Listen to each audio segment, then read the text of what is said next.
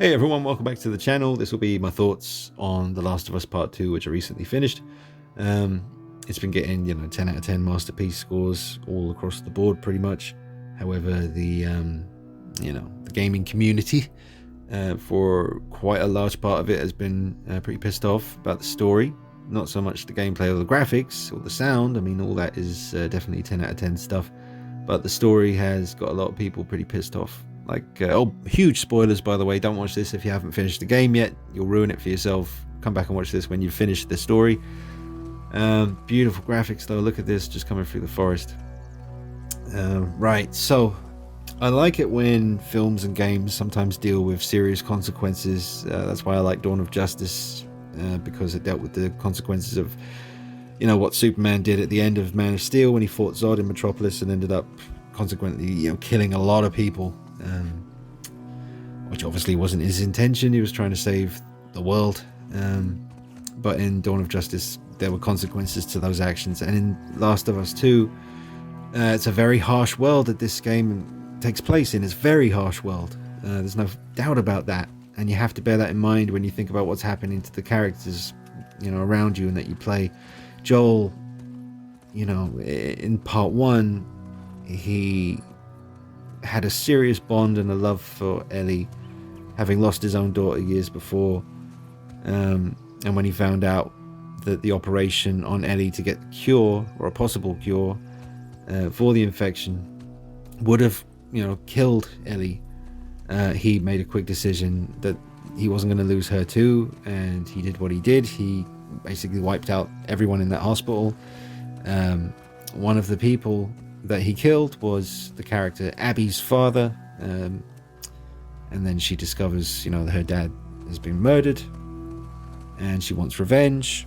She spends years building up her body and getting mentally ready to do this. She's very dedicated to the fact that she wants to find the man who killed her father, and she doesn't know if it's going to be an army that she's going to have to go through to get to him, or whether it's just one man. Maybe she found that out later on, but she certainly got herself in physical shape. And do I like the story? I kind of do, but there are little things here and there that I would have changed. I would have liked to have had the choice at the very end, whether or not to drown Abby, as her head is under the water and Ellie is drowning her. It should have just come up, kill Abby, yes or no, and let you make that decision yourself, for people who really wanted some closure, because there's not much closure at the end of this. I mean, there is, sort of symbolism wise and all that. And by the way, the guitar stuff in this game is amazing, absolutely amazing. I thought it was just you pick the chord and then you strum it up and down on the touchpad part, but you can actually pluck the strings individually. So I need to go back, and I really want to mess around with that. I managed to play some of About a Girl by Nirvana, which was awesome, but I've seen people on YouTube recently playing all kinds of stuff. Some really good cover versions. You can do it on this, it's amazing. So I recorded a little bit of that. You can hear me jamming away in the background. Oh, but yeah, what happens to Ellie, even losing her damn fingers at the end, so she can't even play guitar anymore. That was harsh, man. But as harsh as it was, and not that I necessarily agree with them making the decision to do that to the character, in a world this harsh, again, you could see how that could happen. She was having that fight with Abby, and in a struggle, to the death fight like that, maybe your fingers would get bitten off. Look at the graphics. Look at that. I took that picture just when that was early on in the game. Couldn't believe it. And imagine what it would look like on PS5.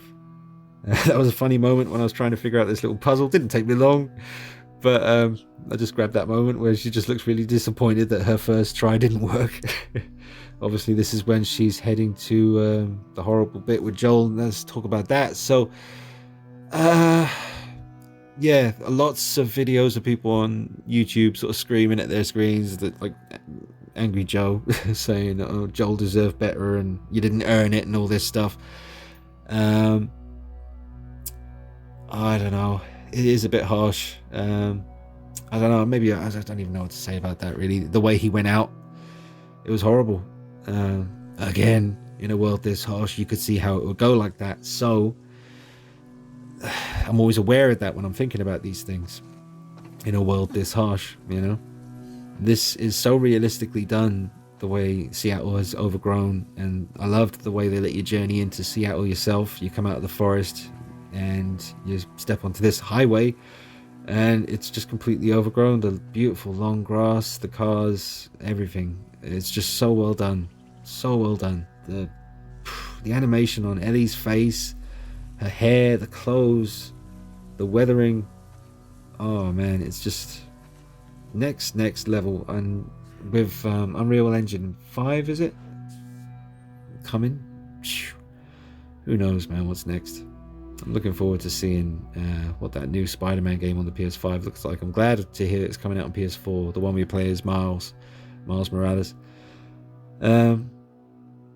So they could have given you a completely different story where Ellie and Joel go off on another huge adventure together and manage to survive the whole thing, which would be really unrealistic. I'm amazed they made it through the events in part 1. And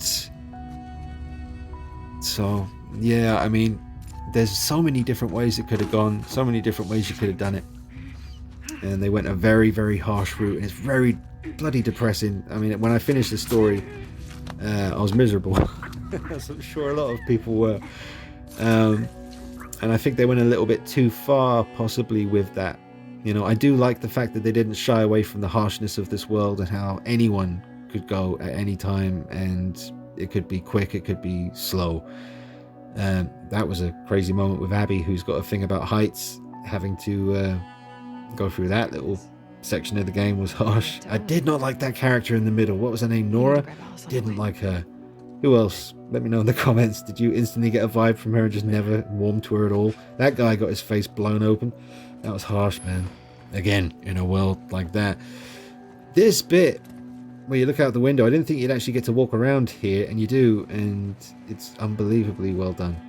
It's incredible. So she definitely reminds me at times of Lara Croft. Obviously Lara's arms weren't quite that big, but there's definitely some moments where Abby was giving me the Lara Croft vibes. And here's where they got the big painting, the WLF. Oh man, this bit was harsh. That was harsh.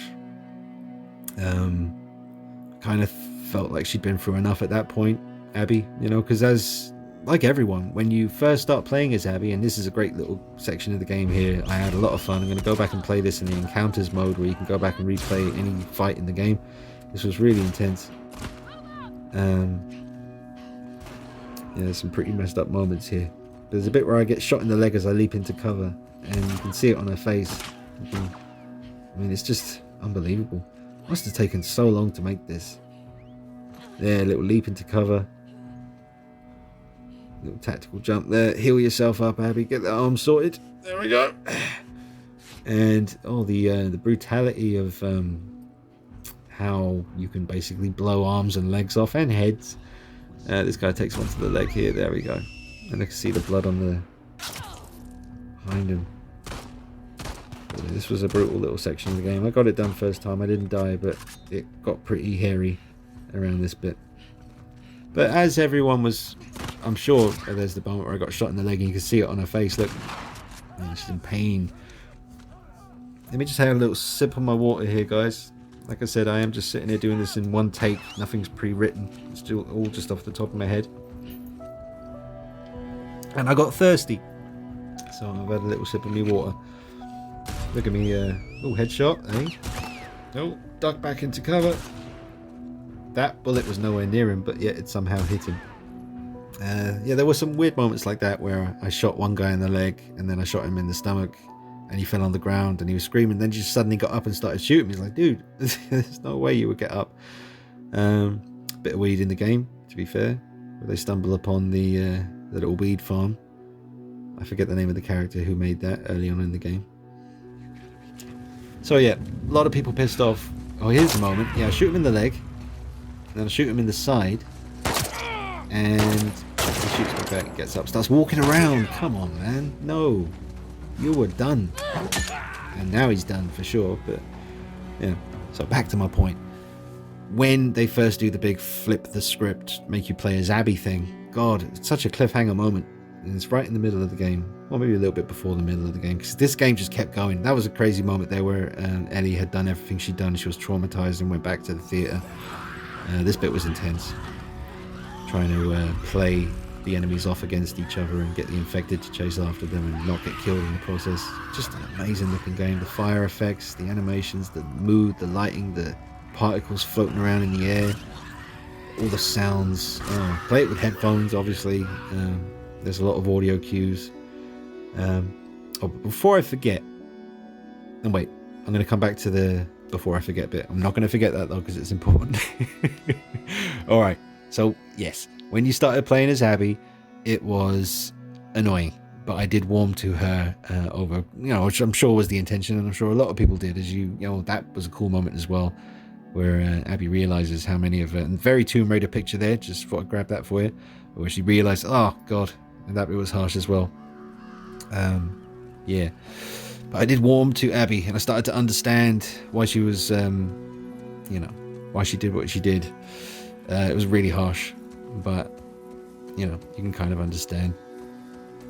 But the thing I wanted to come to was when Jeremy Johns did his spoiler review, he mentioned how if the Fireflies had have got the cure for immunity from Ellie here, they very well could have ended up weaponizing it, and using it as a huge advantage to them. Because you really think about it, again, in a world this harsh, are they really going to put like a radio signal out there or a message to everyone saying, hey, we've got a cure, come to the hospital? Do you imagine how chaotic that would be?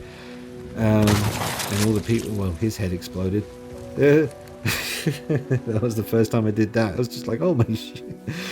Oh man, I got down prone here and just started moving through the foliage here, and just couldn't believe how it sounded and how real it looked.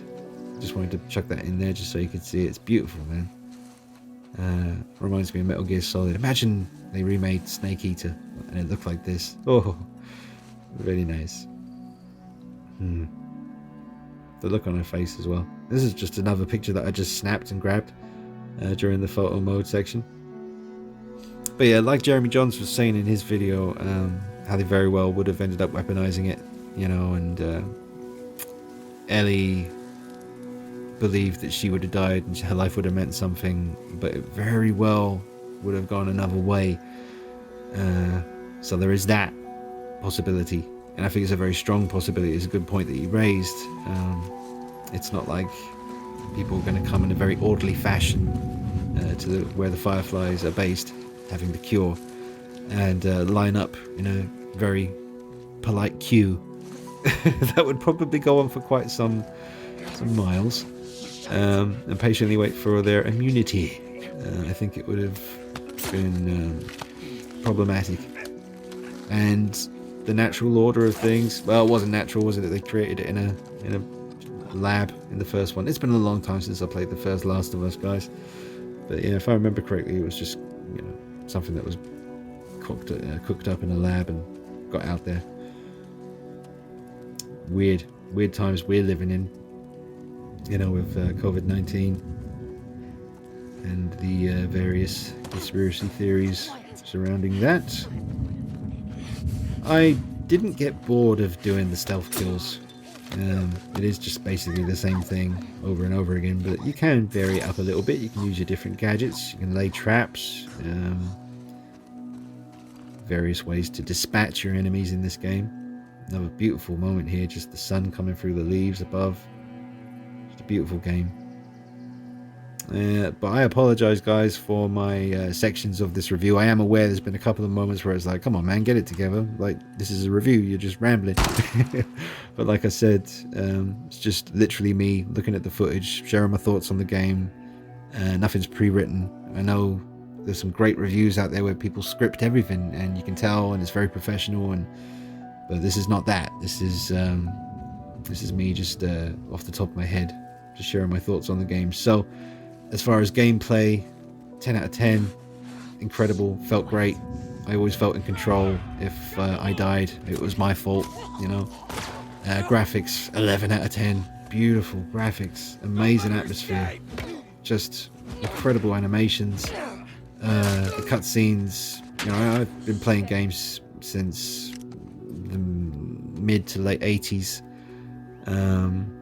You know, from like the Atari, there's Nintendo, the Mega Drive, the Mega CD, you know, all that stuff. I've seen the journey, I've seen the progression, where we're at now with video games, and I really appreciate stuff like The Last of Us 2, man, and Red Dead Redemption 2, games that have really pushed the envelope and just allow you to escape into another world. And at a time like this, when the world we live in is as messed up as it is, not necessarily the best thing to escape into an even more messed up world like The Last of Us 2, because it is messed up.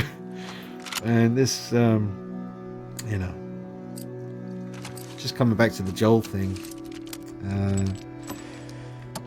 yeah, the way he went out was really harsh, and they didn't have to beat him to death slowly with a golf club, man. I mean, they could have just killed him quickly. You know, he didn't even have to die at all, really, but, you know, it is what it is. The story's what it is. It's very unforgiving, it's really harsh, it doesn't pull any punches, and is certainly bloody miserable and leaves you feeling pretty depressed. But it is what it is, and I enjoyed it. Even though it did leave me feeling pretty miserable, I did enjoy this game, and I probably will play through it again on New Game Plus with all my stuff unlocked now, all the weapons and upgrades, and continue upgrading everything, because I enjoyed the combat so much, and the stealth, and just traveling through the world. I will probably go through it again on a much harder difficulty just to see what that experience is like. I might just go for the hardest difficulty. I'm not looking forward to fighting bloaters or the infected on a hard difficulty, but the humans I'd be very... Mind you, you can tweak that in the game, can't you? You can actually...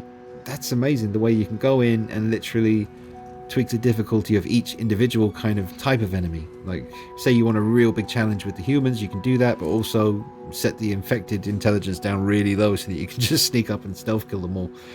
So it's pretty impressive when it comes to the amount of settings that you have. So I apologize for the ramblings, guys. I really did love this game. I do believe it is a masterpiece. I do believe that the story is way too harsh and it's bloody miserable, but being a child of the 90s and grunge and all that stuff, I don't mind a bit of misery. I can deal with it. And this game, you just have to keep reminding yourself of the world that they're living in. Just close your eyes and just think about, what would it be like to live in this world? Shit, it would be bloody horrible. And horrible stuff would happen to people that you love if they weren't careful, and even if they were careful, it would probably happen to them eventually, because it's just that messed up. Ugh. But yeah, I would have definitely chucked in the ability to choose whether or not you're going to kill Abby when you were drowning her at the end. That would have been something I would have liked to see. And then, you know, more incentive to go back and do that again, see what the other... this bit. Just look at that up to the left there in the top left corner. You can actually go up and walk around in that. Beautiful. But yeah, I would have liked to be able to choose my ending after going through all of that. It did feel a bit patronizing at times. There were definitely some things in there that other people have touched on about dogs and you know, how they guilt trip you about. There's one bit you definitely have to kill a dog, I believe. I actually killed all... I love dogs. You know, if you know the channel, you know I've got my dog Ruby. I love dogs. I love animals. But I Molotov the shit out of the dogs in this game. They won't come near me. They're just video game dogs. It's fine.